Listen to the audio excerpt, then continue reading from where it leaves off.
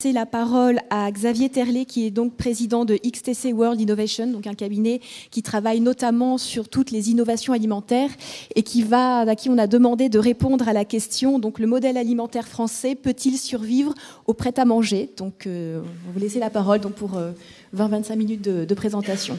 Merci à vous.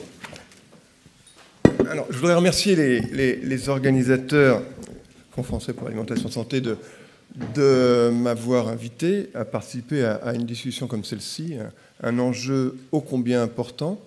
Le modèle alimentaire français peut-il survivre au prêt-à-manger? Alors moi, je ne suis pas un spécialiste du modèle alimentaire français, je me suis documenté, j'en entends parler évidemment.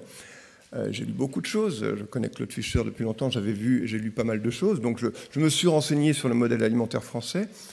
Je suis peut-être un spécialiste du prêt-à-manger, je ne sais pas. Mais en tout cas, je vais essayer de répondre à cette question.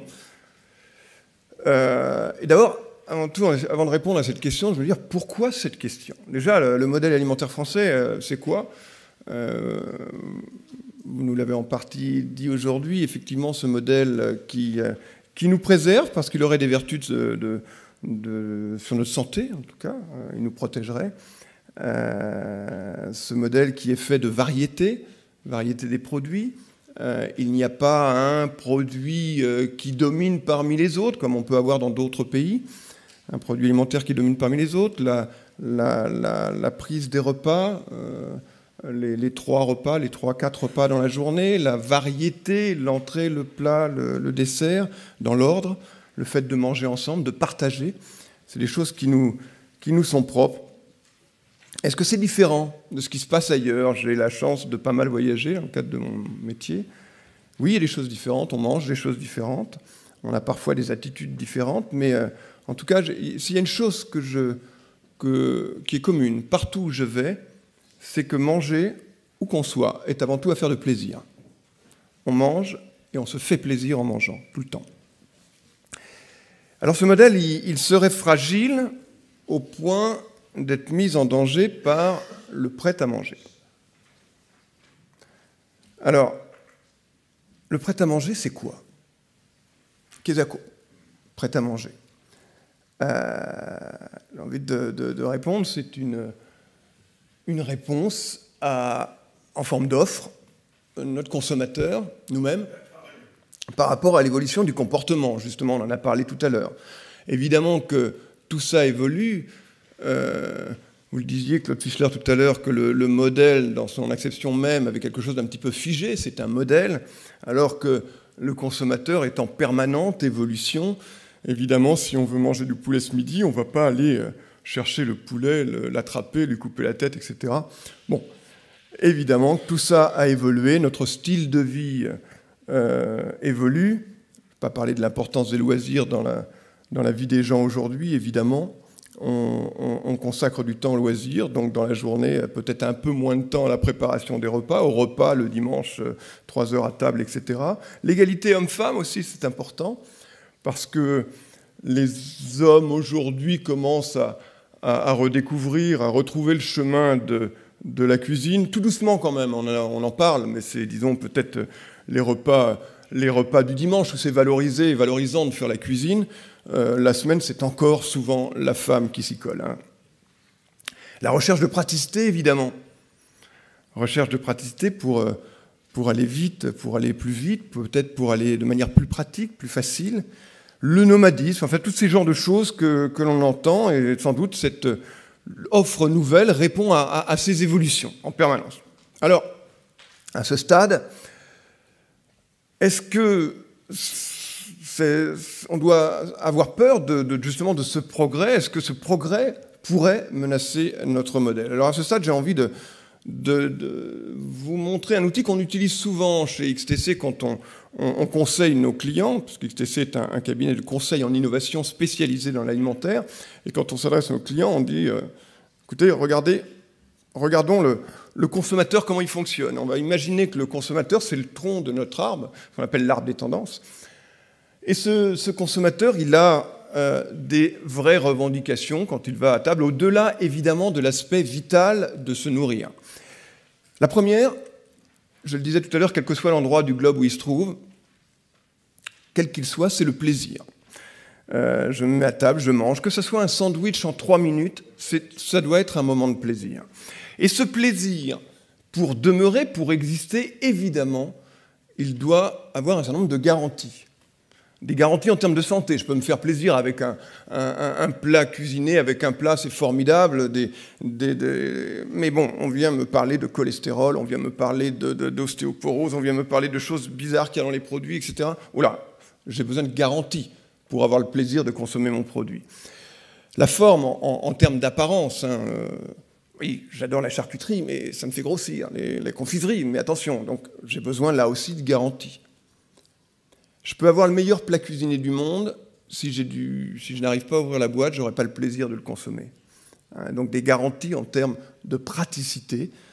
On peut avoir un bon sandwich qu'on mange le midi en 3 minutes. C'est un substitut de repas, ça n'est pas un repas, mais même si c'est un substitut de repas, au moins que ces 5, 10, 20, 15 minutes soient un plaisir. Si je prends mon sandwich et que j'en mets partout sur ma cravate, sur ma veste, ça va gâcher le plaisir que j'ai à consommer le produit. Donc j'ai besoin de garanties de praticité. Et puis également des garanties en termes d'éthique, de citoyenneté, d'écologie. On peut avoir le meilleur café du monde, il est délicieux. Si on apprend que l'industriel qui le produit exploite les petits producteurs au fin fond du Mexique ou d'Amérique latine ou ailleurs, ou pire, fait travailler les enfants, le café deviendra un petit peu amer. Donc j'ai besoin, pour avoir le plaisir de consommer, de garanties aussi à ce niveau-là. Alors voilà, les industriels alimentaires, face à ce consommateur complexe, parce qu'on n'a pas les mêmes envies au même moment, le consommateur, il est, disons-le, c'est quand même quelqu'un d'incohérent. Nous-mêmes sommes incohérents dans notre comportement. Oui, non, je supporte jamais, je mangerai l'huile de palme, jamais. Sauf dans le Nutella, parce que le Nutella, quand même, bon. Pas d'aspartame, sauf dans le Coca Light. Voilà. On est comme ça. À table, des bons repas à table, on a tous vu une bonne entrée, surtout en France, un apéritif, une entrée, un plat, un bon dessert, et au moment du café, hop, une petite sucrète dans le café. Voilà. C'est incohérent par rapport au reste du repas, mais c'est comme ça, nous sommes incohérents dans notre comportement. Donc, quand on s'adresse à des industriels pour essayer de répondre au mieux à ce consommateur, c'est pas toujours simple. Et en matière de praticité, évidemment, c'est quoi les réponses? C'est de la manipulation des produits. Qui n'a pas jonglé avec une boîte de sardines pour l'ouvrir et mis de l'huile partout? Manipuler les produits, les avoir en main, pouvoir les ouvrir facilement.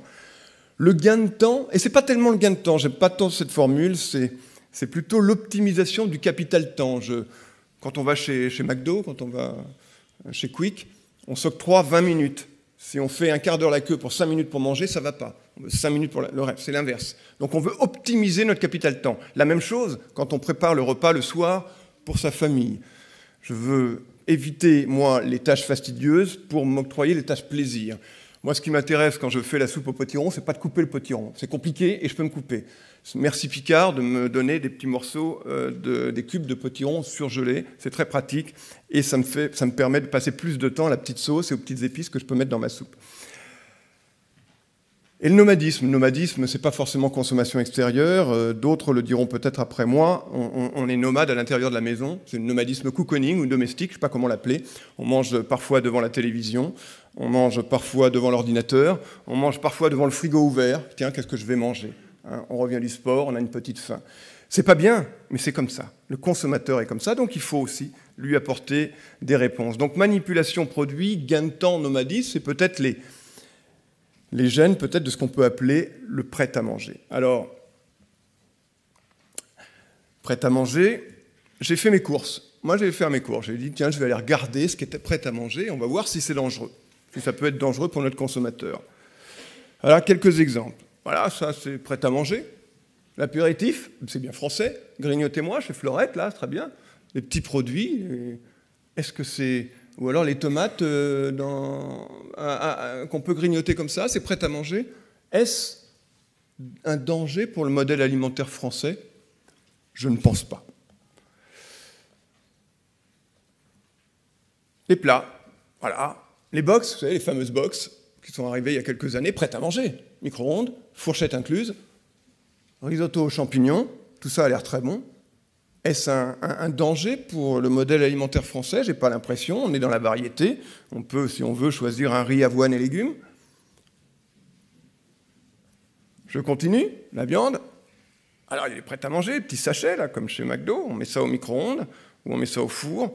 De 1 minute 30 pour le plaisir express, les grignotines de porc grillées de chez Socopa. Bon, c'est pas forcément de la grande gastronomie, j'en conviens.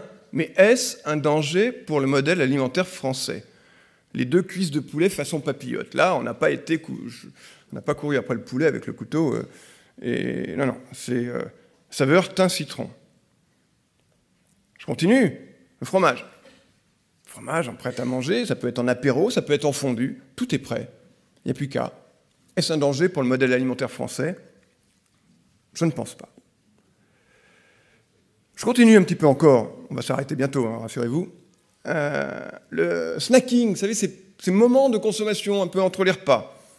Ça peut être pour le goûter des enfants, par exemple, comme ce que nous propose à la marque Vrai, la marque Tribala en Bretagne. Des yaourts bio, en l'occurrence, en plus, pocket, un petit berlingot avec une petite paille, framboise mûre. Est-ce un danger pour le modèle alimentaire français? Tout comme Na, qui a eu pas mal de succès, lancé il y a 2 ans, hein, des petites pâtes de fruits, je ne sais pas trop comment les appeler, c'est 100% fruits céréales. Bon, ben, c'est pas un fruit, c'est pas une pomme qu'on croque, hein. Mais est-ce un danger pour le modèle alimentaire français? Je ne pense pas non plus. Alors, j'ai arrêté... Non, les fruits aussi. Allez, tant qu'on y est, on y va. Les fruits, c'est bien, on nous le dit, manger les fruits et les légumes, 5 par jour. C'est difficile parfois de manger un kiwi pour un enfant, ou un ananas. Ah, là, c'est pratique. Est-ce que c'est un danger pour le modèle alimentaire français? Je ne pense pas. Pareil pour les desserts, je passe et je vais vite, puisqu'on m'a dit que j'avais 20 minutes. Alors, je suis allé dans les fast-foods. Souvent, on parle des fast-foods c'est pas des lieux de gastronomie et de nutrition réputés, en tout cas. Je suis allé dans un fast-food qui s'appelle Bocaux, vous connaissez sans doute, qui se spécialise justement dans des produits de gastronomie un peu traditionnels. Vous voyez les petits bocaux, justement, tout ça est bien. Un crème caramel velouté pois linguine, ça se mange très très rapidement. Ou un mousse choco, chutney, tomate, risotto. C'est très créatif, c'est très joli, c'est très visuel, c'est très sain. Ça n'est pas évidemment un danger pour le modèle alimentaire français. Alors je suis allé chez celui qu'on aime détester, McDo. Qu'est-ce que je vois chez McDo? Je vois de la salade. C'est très français, ça, la salade. D'ailleurs, c'est McDo France qui a... et ça fait beaucoup rire les McDo, le groupe aux États-Unis, essayer de proposer de la salade. Et ça a marché. Ça marche terriblement, la salade chez McDo. Ça marche très, très bien. Tout comme le McBaguette. Là aussi, les Américains ont dit on va commencer à les laisser faire parce que dès qu'ils font quelque chose en France, ça marche. Et le McBaguette, ça marche très bien. Et c'est très français. Donc, c'est intéressant d'ailleurs de constater que McDo, dans son développement aujourd'hui, le mondial McDo, organise son développement par justement une approche très locale. Alors évidemment, ce n'est pas cette salade, ces tomates ne sont pas, que je peux manger très rapidement, un danger pour le modèle alimentaire français. Alors, je continue ma petite recherche et j'ai vu un petit fast-food restaurant qui s'appelle justement Prêt à manger. Alors c'est une enseigne qui existe depuis longtemps en Angleterre, qui existe également aux États-Unis et en Nouvelle-Zélande, je crois, et qui commence son implantation en France. 8 restaurants en France, le dernier il y a encore une quinzaine de jours. Et justement, cette enseigne se caractérise par la variété, par la qualité nutritionnelle des produits qu'ils proposent, etc., etc. Que des bons discours. Et puis, c'est vrai, pour l'avoir visité, pour y avoir mangé, j'ai été très surpris par la qualité des produits qui étaient proposés, dans une enseigne qui s'appelle Prêt à manger. Donc, non, c'est ce que j'ai envie de dire aujourd'hui, le prêt à manger, l'offre n'est pas un danger aujourd'hui pour le modèle alimentaire français. Vous disiez tout à l'heure, alors je l'ai noté, Claude Fischler, il faut prendre en compte comment on mange et pas seulement ce qu'on mange. Oui, je crois effectivement que c'est une chose qui me paraît importante. Moi, j'ai Il y a, et c'est un peu le propos, peut-être qu'il amènera certains débats, certaines questions, peut-être certains désaccords, j'en sais rien, que le danger est ailleurs. Le danger, parce que danger il y a sur le modèle alimentaire français, j'en suis convaincu. Ce n'est pas un problème de qualité d'offre, et j'ai distingué 5 menaces du modèle alimentaire, qui pèsent sur le modèle alimentaire français. La première, c'est qu'aujourd'hui, en matière alimentaire, je ne sais pas pourquoi, s'il y a des distributeurs dans la salle, ils pourront nous le dire, mais on ne fait que valoriser la famille versus la personne qui vit seule, et elles sont plus nombreuses, je pense que d'aucuns nous le diront cet après-midi, et à choisir des produits pour elles seules. Deuxième point, c'est une vision élitiste et passéiste de la qualité alimentaire. Il faut le dire, on en parlera tout à l'heure. Troisième point, c'est ce que j'appelle le France food bashing, et pas le France foot bashing, c'est peut-être pour ce soir, ça j'en sais rien. Le quatrième, les entreprises agroalimentaires françaises versus la mondialisation. Et enfin le cinquième, la non-responsabilisation du consommateur. Alors je vais passer une par une ces 5 points dans le temps qu'il me reste. La valorisation de la famille par rapport à la personne vivant seule. Aujourd'hui, il y a de plus en plus de personnes qui vivent, de seniors qui vivent seuls, malheureusement, et qui vivent seuls de plus en plus longtemps, parce que l'espérance de vie s'allonge. Et puis, il y a de plus en plus de célibataires, de jeunes célibataires. Pour ces personnes-là, c'est la double peine en magasin. Surtout quand elles n'ont pas choisi de vivre seules. Parce qu'elles vivent seules, elles ne sont pas forcément heureuses de vivre seules, et en plus, quand elles vont au magasin, et ben voilà, quand on fait les bonnes affaires, aujourd'hui, c'est du volume, du volume, du volume, du volume. Hein. Vous voyez, le Nutella, par exemple, aujourd'hui, si on veut acheter le 200 grammes, qui est le plus petit des conditionnements de Nutella, c'est 2 fois le prix au kilo du 780 grammes. 2 fois plus cher. 2 fois plus cher. C'est 2 fois plus cher pour les personnes seules. Et là, il faut en acheter 2 pour faire une bonne affaire. Tout simplement, ça veut dire... Je vais simplement dire aujourd'hui un chiffre que vous ne connaissez peut-être pas, le panier moyen à chaque fois qu'une personne se rend dans un supermarché en France, c'est-à-dire ce qu'elle dépense à chaque fois qu'elle se rend dans un supermarché. La moyenne est de 24 €.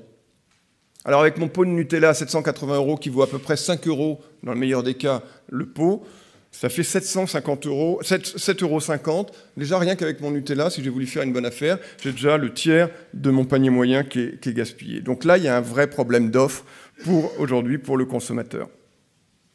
La vision élitiste et passéiste de la qualité alimentaire. Aujourd'hui encore, dans les discours établis, la TOC, les produits, le terroir français, tout ça est très bien. Bien sûr, je ne vais pas dire le contraire, surtout pas moi. La Napa Caro, des cuisiniers, généralement des hommes d'un certain âge, un peu ronds. Aujourd'hui, c'est fini tout ça. Aujourd'hui, osons dire que notre alimentation est moderne. J'entendais à la radio l'autre jour un discours sur les PME innovantes. Et on parlait de technologie, on parlait d'informatique, on parlait de jeux vidéo, on parlait de tout ça. On ne parlait pas d'alimentaire. Alors que nous avons sans doute les PME les plus innovantes au monde en matière d'alimentation. Non, notre regard, notre vision est élitiste, elle est passéiste en matière de qualité alimentaire. Même chose au niveau de la distribution, des moyens d'accès. Le commerce traditionnel, c'est celui-là qui est valorisé. Le petit commerçant. Attendez, on est au XXIe siècle aujourd'hui. Il y a une nouvelle forme de commerce que les gens comprennent. Aujourd'hui, regardez le succès des drives.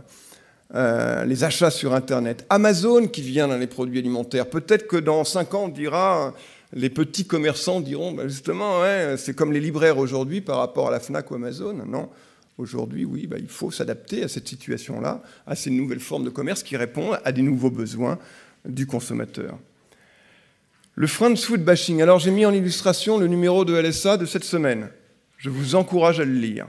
Industrie agroalimentaire, halte aux idées reçues. Je vais les lister. L'alimentaire français pèse moins que l'automobile et l'aéronautique. La transparence fait défaut en alimentaire. La qualité n'est pas au rendez-vous. Il n'y a pas d'innovation, que du lifting. L'industrie fait perdre à la France son aura gastronomique. Les produits sont mauvais pour la santé. Les approvisionnements mondialisés au détriment du local. et les multinationales sont aux commandes. Toutes ces idées reçues, qui sont vraiment des idées reçues qu'on entend partout, et que parfois nous-mêmes croyons, sont fausses. Toutes. Alors, il me paraît important, justement, face à ces idées reçues, ce France food bashing, j'ai regardé, tiens, la presse de ces 2 dernières années. Je me suis dit, on va regarder les magazines. Ah, le Nouvel Observateur, la vérité sur ce que vous mangez. C'est ça que le consommateur voit. C'est ça notre modèle aussi. Nouvel Observateur, pareil. Attention à ce qu'il y a dans l'assiette, à la manière de fumer tu. Des couvertures de magazines. Allez, l'Express. Alerte dans nos assiettes, viande, poisson, légumes, les nouveaux risques, le scandale des aliments made in Chine, comment manger en toute sécurité. Alors encore l'Express, tout ça, voilà, cette année encore, l'alimentation, comment on nous manipule, comment l'industrie nous manipule, le poids des lobbies, santé, les mensonges des étiquettes, le documentaire qui dérange. Voilà, c'est ça l'image que les Français ont de l'alimentaire français. Alors, on a beau jeu, et là c'est Marianne qui dit, après tout ça, maintenant, qu'est-ce qu'on mange, hein? Panique devant l'assiette, pas trop de sucre, attention au sel, gare aux résidus de pesticides, danger sur l'aspartame, haro sur l'huile de palme, manger 5 fruits et légumes par jour, tiraillé entre les injonctions parfois contradictoires, on ose à peine se mettre à table à la veille des fêtes. Alors comment savoir exactement ce qu'il y a dans nos assiettes? Alors quand on en a marre de lire la presse, on regarde la télévision, et qu'est-ce qu'on voit? Alors là, c'est les 15 derniers jours, hein. Poisson, élevage en eau trouble, France 2, le 7 novembre 2013. Bon, je change de chaîne. Non, même pas, je garde la même chaîne. Une vie de cochon sur France 2. Alors, c'est à vous dégoûter de manger du poisson. Mangez plus de poisson si vous regardez cette télévision. Et là, dégoûter de vous manger du jambon. C'est pas possible. C'est ce que le consommateur voit tous les jours dans la presse, à la télévision. Alors, heureusement, il y a Zoro.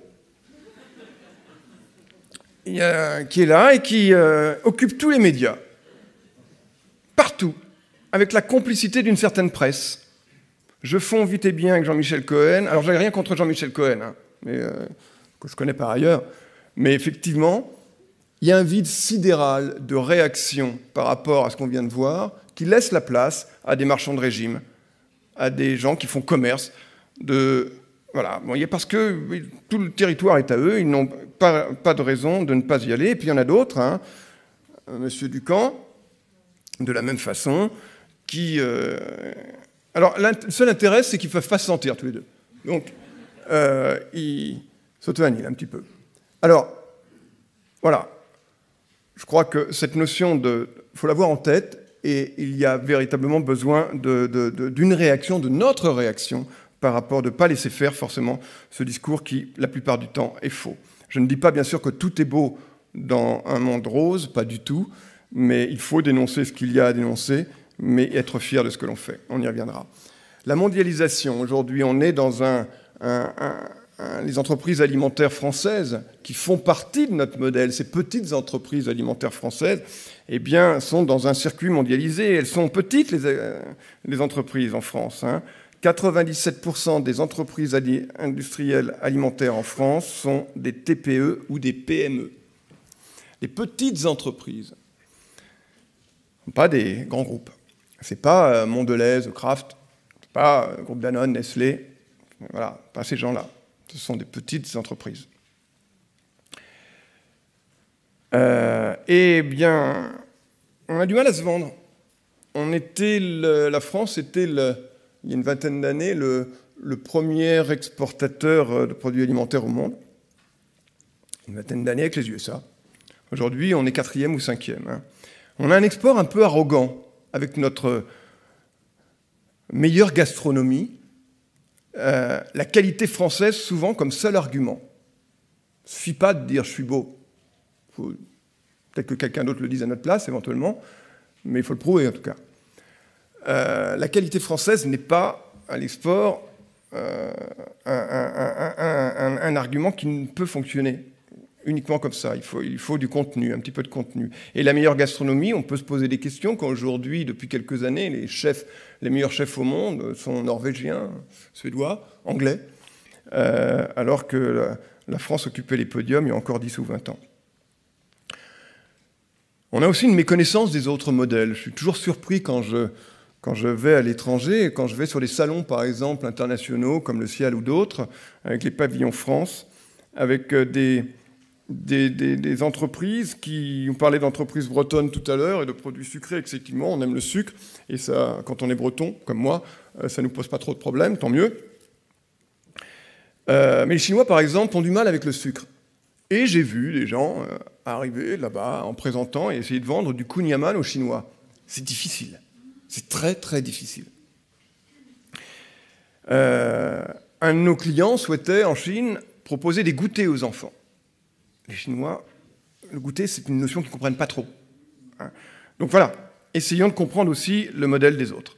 Et puis, constatons aussi notre perte d'influence à l'étranger. Je le disais tout à l'heure, nous sommes peut-être le 4e ou le 5e exportateur alimentaire aujourd'hui, peut-être derrière le Brésil, enfin en tout cas derrière l'Allemagne, derrière les USA, derrière l'Allemagne, voilà, j'ai plus exactement le classement.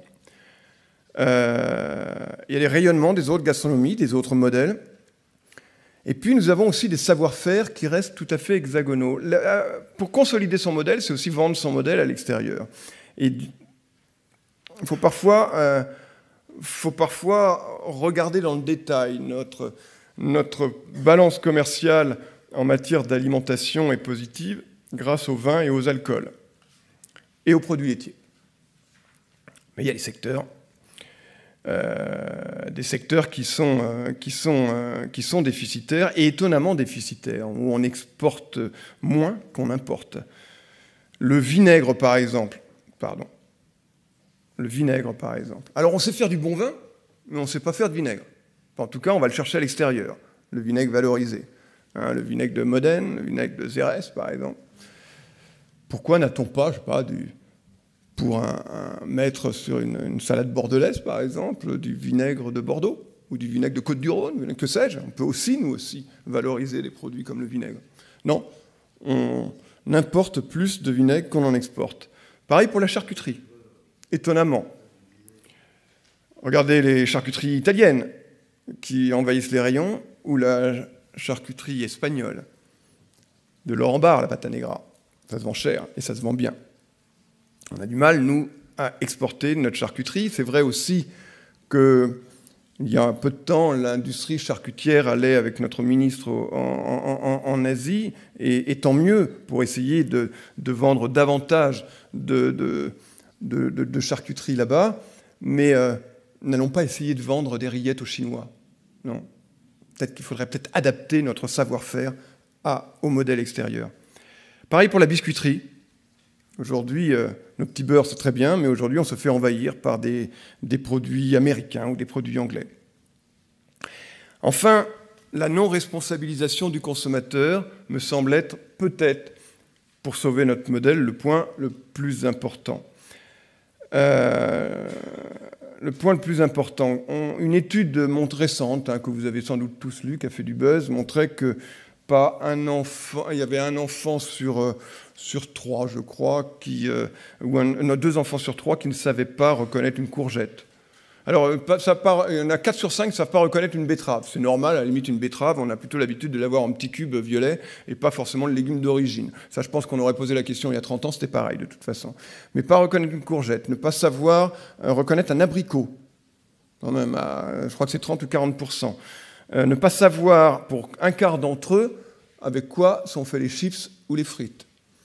Voilà, là, il y a peut-être un problème. Et puis, on le disait tout à l'heure, c'est pas tellement ce qu'on mange, la manière dont on mange.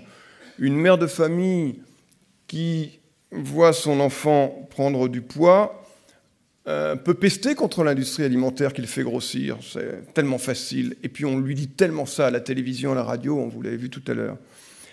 Mais peut-être qu'aujourd'hui, elle peut comprendre qu'elle a une part de responsabilité si elle le laisse regarder, surtout en famille, la télévision, à ce goût frais de snack de cette façon-là. Il y a véritablement aujourd'hui une nécessité de faire en sorte que le consommateur prenne ses responsabilités par rapport à ce qu'il mange. Alors, le modèle alimentaire français, adaptation ou disparition, donc l'enjeu est important. Effectivement, il est en danger. On a vu les dangers qui menacent ce modèle alimentaire français. Et ce qui peut survivre au prêt-à-manger, évidemment, Le prêt-à-manger n'est pas un danger donc, pour le modèle alimentaire français. Pour durer et se renforcer, notre modèle, forcément, doit savoir s'adapter. Alors des solutions, il y en a, à mon sens. Elles dépendent des choix que nous saurons faire. Des choix que j'ai qualifiés de 3 ordres. Les choix de vision. Oui, et n'ayons pas peur d'avoir une vision moderne, une vision évolutive de notre modèle et de suivre les évolutions justement du consommateur et de s'adapter à lui.